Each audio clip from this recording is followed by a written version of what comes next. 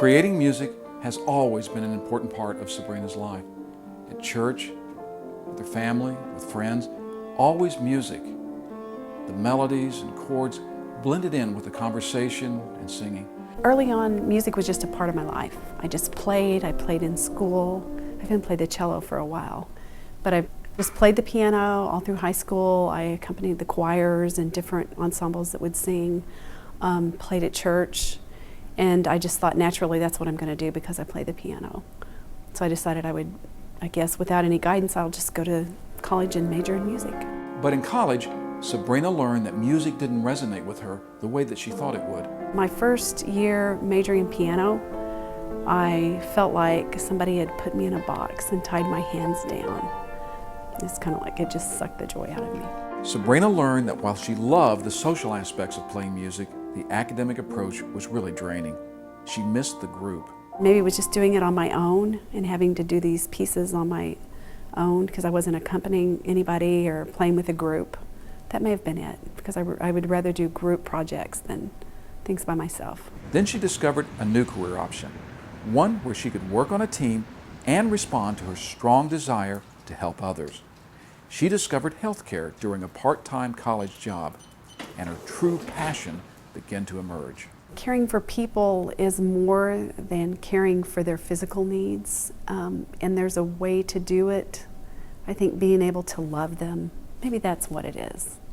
I think I'm actually called to love people, and I really do love people. I always love my patients and their families, and when I'm helping people, there's just a peace that comes and a satisfaction in knowing that, yeah, this is what I'm supposed to be doing. Sabrina responded to her calling. She's working with others to make the world a better place, and in the process, she's finding a good deal of passion in her own life. The passion for what I do is coming from inside. Potentially it's something I've always been meant to do. I feel energized when I'm actually here. I think that's really what fills me with passion, is that there really is teamwork, that I'm not on my own. There came a time when Sabrina lost her passion for healthcare.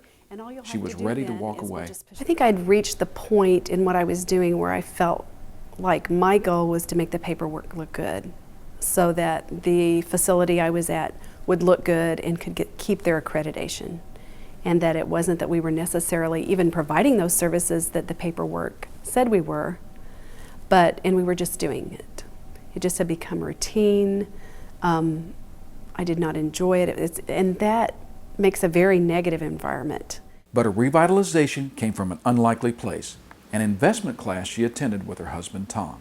I'm sitting there and I'm listening to this guy talk and thinking, I can do this. And he had this list of about 15 books that he said is a must read within the next, I think it was 6 months. And as I got to reading them, a lot of them were more mindset books. And that was something that really triggered a switch in me, that all the years of negative thinking I had had and the way that I related to people and to even my job for that matter, that I could be somebody different. The lessons from the investment books changed her life. Sabrina learned that she could change and grow and become the person she wanted to be. She learned that she could control her fear and act with courage to achieve her dreams. There's a power inside of me to be somebody different, to do something different. I can change. I don't have to be stuck in my old patterns. The most important change she made is that she began to see the world in a much more positive light. I think optimism plays a great role in how we feel physically, mentally, emotionally, and how we respond to other people. And if we can change our attitude to be more positive, and that we will not be angry all the time, that we will be we will like our jobs better, potentially, maybe even where we are, we'll see things that we can change. But mostly, if we change ourselves, the environment around us will change. If I could give anybody advice about their work situation that seems to be so negative, it is, you do not have to stay there in that, but it has to start with you. It has to start inside, where you are changing how you respond. Sabrina told me about several things that she does to ensure that she maintains an optimistic outlook. I became a runner. I decided, yes, I can do that. I can train my brain to run, and I love it. I enjoy it. I always feel energized. Try to have quiet times where I'm just quieting my mind and not thinking necessarily even about anything. I found that to be helpful when I'm in stressful situations. You know, even when I find myself getting angry about certain things, if I can just quiet my thoughts and think positive thoughts. Sabrina is an extraordinary person. She's learned that giving of herself, using her gifts in alignment with her calling, is remarkably rewarding.